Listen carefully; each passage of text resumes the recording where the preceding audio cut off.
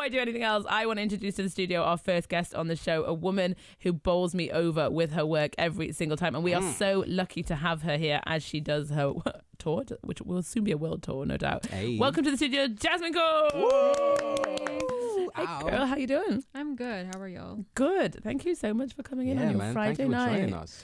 What would you have been doing on your Friday night otherwise? I would have been writing. So I'm just like spoken like a true poet. Yeah. So I'm just in London for like a week. Just doing a bit of like work. So I'm not actually on tour right now. But working on my second book and kind of doing a bit of like press for my first book. Yes, done. So You better look at that. Yeah, look at come that. on now. Just coming into the BBC like, yeah, I'm working on my second book. You know, this is how we do it. Whilst I'm doing press for my first book. I love that. You're such an inspiration, honestly. You are an incredible poet. Thank you. And I have loved your work forever. I think I just every now and then just spam your Instagram. Wow. I honestly do. I just occasionally will go on and search your name and then just go through your Instagram and just spam it out.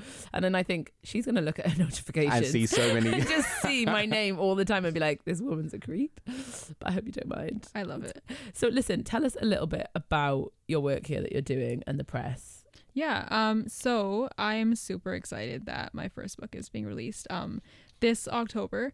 If you had told me that I would have a book out last year around this time, I would have thought you were crazy. Wow. But lots of amazing things happened last summer. I met my amazing literary agent, Catherine Latshaw, like literally last year around this time. No way. And it went from like meeting her to like a month later kind of having a proposal for a book to sending that proposal out to like publishers and then like having this book, which is like a physical manifestation of like my whole life over the last several years here in the flesh. So lots of cool things have been happening. So tell us a little bit about the book. I've got it here in my hand, which is such an honor because it's not even, you don't even have the final book cover yet. It's not even out yet. This is like super advanced. It's super advanced, and I'm so honored to get a copy of it. And the book is called When You Ask Me Where I'm Going. Tell us a little bit about it. Sure.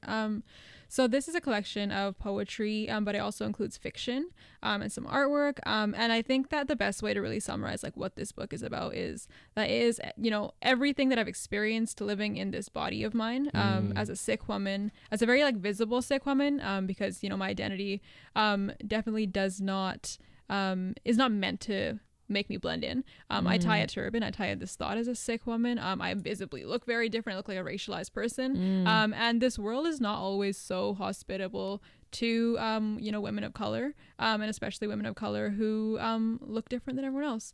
So this book is just about the things that I've experienced, the things that I've heard, you know, my life within my own community as a Punjabi woman, navigating issues like, you know, mental health, racism, immigration, abuse, all sorts of different things. So it kind of just brings it all together. Right into one. So as a woman, do you feel like nowadays there's this movement about taking up space? And I speak to a lot of my friends and they say that they struggle. As a writer, do you find it easier to take up space now that you're actually putting your words and your feelings and your experiences into a product, into a piece of embodiment that is your life? Like it's going to exist when you're here, when you're gone, like forever and ever. How do you feel about taking up space using words? So I grew up as like a super quiet person. Like even in high school, I would like blend into the background. I'm an introvert. I'm naturally very quiet. You're an introvert. Yeah. I ain't seen that today right now.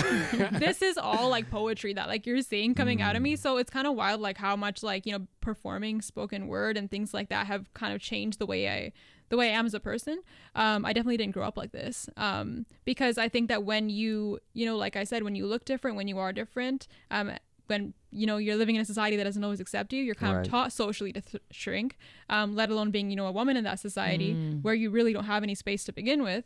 So when I started performing poetry when I was like 19 or 20, I was freaked out. But I went for it anyways. And I found that even as an introvert, getting up on a stage, you know, when the lights are in your face, you can't really see what's happening. You can't see who's looking, but you're just, you know, there with you and your words. I just felt so liberated. I felt like I'd finally found a place where I can just be myself and also feel heard. And I appreciated the fact that I was heard because, again, didn't have that a lot in my life. And just kept kind of growing from there. To the point where now, like, you know, performance is one of my favorite things. There's less nerves and more like excitement to be able to, you know, be heard on my terms and not through someone else's terms, which is the case often. And I think that's such a powerful statement to say, you know, the world would have me shrink as a woman of colour, as a religious woman of colour. And to kind of counteract that, I physically stood on a stage and made myself very loud, very in front of a microphone. You're making yourself loud and you're making yourself very visible. For kind of other women in a similar situation, is that like, do you advise that? Get on stage, make yourself seen in louder ways? I think just find the thing that works for you. I think that like each of us are going to have like our own unique, you know, space where we bloom and kind of unfurl. I rate that sound. And it's got to be for everyone. But I think that performance was definitely a big thing for me. But writing, just going even back to just like the simple act of writing, there's so much liberation in that. You know, throwing your words out there in the world, however you choose to do that, whether it's on Instagram or, you know, in public or whatever it is. I think there's so much power in that. Absolutely. And you currently live in Canada, and how we had some Canadian poets just the other day from week. Toronto, from Rise Poets or Rise Edutainment, I think they were called. Are you familiar with them? No, I'm on the other side of the country. Oh, okay. So, nowhere near. Way far, about like a 4-hour flight away. So we don't know too many Toronto folks. Oh, fine. You don't talk to those lot. They're cool though. No, they were wicked. We're gonna start some war right now. I know, it's like the north-south divide in England. And the poetry scene over there, how is that? And how easy was it for you to kind of get into that poetry scene and start performing? Yeah, so like Toronto is like the place to be if you are an artist in Canada. Fine. Vancouver, very different. So, you know, going back to being a 19-year-old poet and even a fan of spoken word, my friends and I love, you know, performance and things. We had no idea where to go, who to talk to, where to host or anything. So we were just like, you know, why don't we just start our own thing? Because there clearly isn't much happening in our community. So when I was about 19, my friends and I hosted an open mic. And from there, we didn't really have any contacts in the art community because everyone is kind of all over the place. We just kind of started working from like one event to the other. You know, one person invites the next person, another artist comes in, and then that's kind of how we built up a sense of like a network. And then I think that now things are a little bit different because there's Instagram, so it's easier for us to find other artists through social media and things. You make it sound so easy though, like, oh, we just decided to do an open mic night, get someone in, they're gonna book this person. Like, did you ever have any anxiety? Was there any issues of confidence or self-doubt that stopped you in the beginning? And then you thought, you know what, this doesn't mean anything. I just need to actually go and do it. Yeah.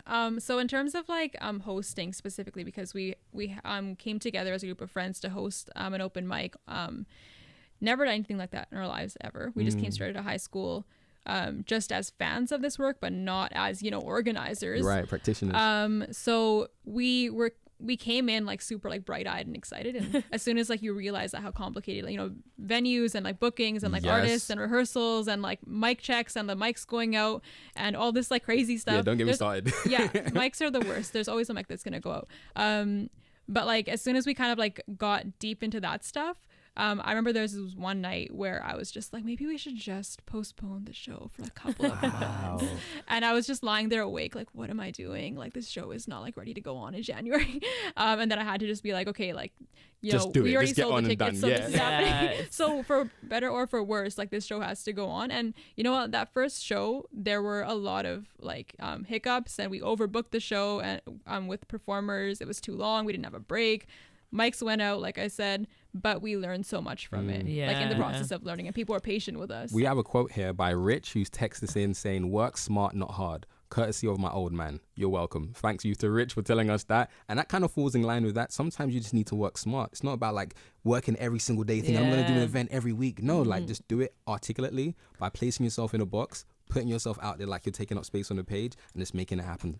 And there's also a quote that I really like, actually, that says, getting a job, I can't remember the exact quote, but it's like, a job done is better than a job done perfectly. Ooh, okay. Do you know what I mean? Like, it's better just to get the job done than to try and do a job perfectly. And I think that in terms of, you can sit there angsting about the kind of mic night you want to do and the kind of poetry experience you want to create for people, but actually you're never going to get it perfect. Yeah, that perfectionism can stop you. So listen, a little bit about your work.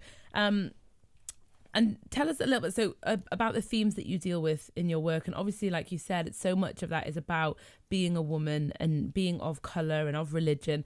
And you did an event when you were over here last time called Decolonize Your Body, which I just thought was so phenomenal. It was about how women tend to decolonize that.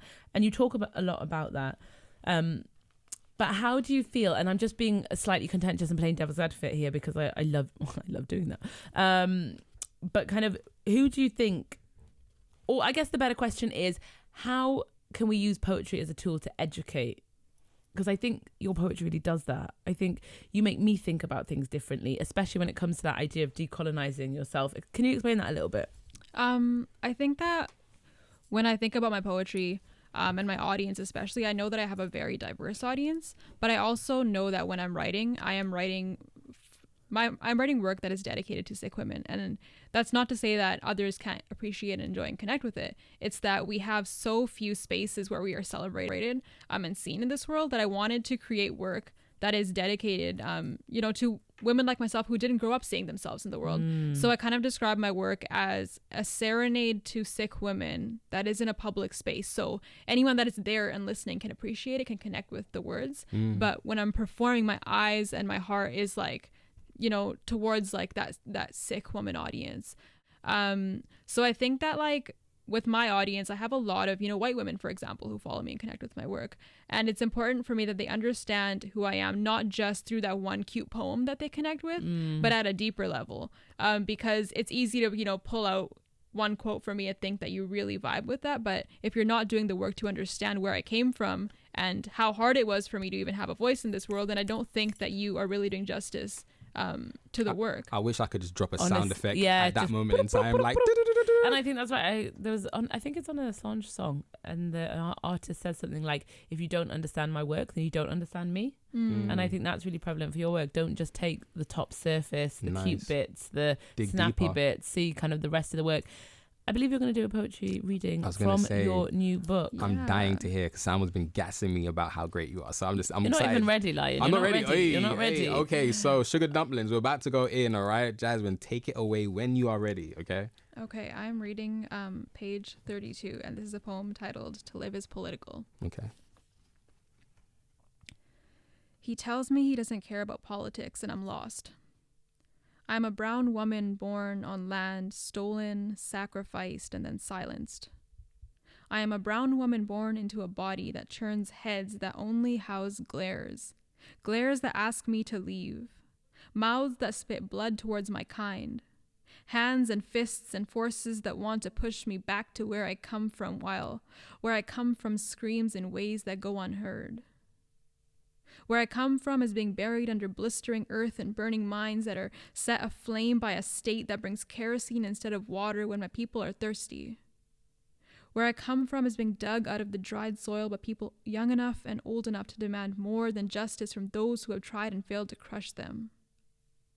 He tells me he doesn't care about politics, and I wonder if he can see the political boundaries on my body, the conflict zones between my shoulder blades, the border built between my tongue and eye, the partition carved into my palms, all the ways in which it is political for me to live.